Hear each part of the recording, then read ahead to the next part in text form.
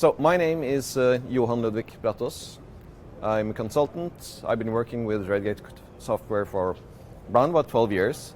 And what I'm going to talk about is SQL Compare and Data Compare, specifically because I've been working with them in several projects. And lastly, last year, I had a company coming over and asked me for help because they were moving their ERP system several terabytes worth of data from an Oracle Unix on-prem server to an Oracle VM in Azure on Linux, which means that the file systems are different, the collations are different, and they needed to be 100% sure that the data hadn't changed in that move.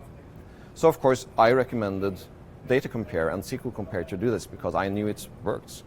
And they accepted it without any questions asked. We bought the licenses and we started setting things up. And then I thought, okay, I've never done it in this large scale before, so I reached out to Redgate tech support and asked, okay, should I set that VM up so I could run it perfectly? And they all said, lots of CPU and lots of RAM. And then I ran into problems because specifically Data Compare does not use RAM. Of course it does run on CPU, but it needs disk space because it copies all the data and caches that data onto disk and then runs the comparisons.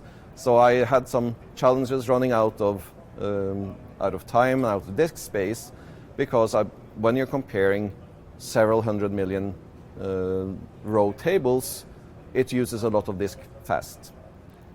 But in the end, we managed to scale things up. We got 100% accuracy on that